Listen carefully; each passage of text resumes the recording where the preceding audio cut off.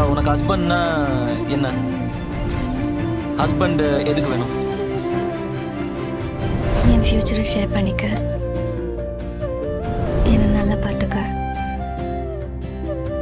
சேஃபா ஃபீல் பண்ண. உங்களுக்கு எதுக்கு வைஃப் வேணும்?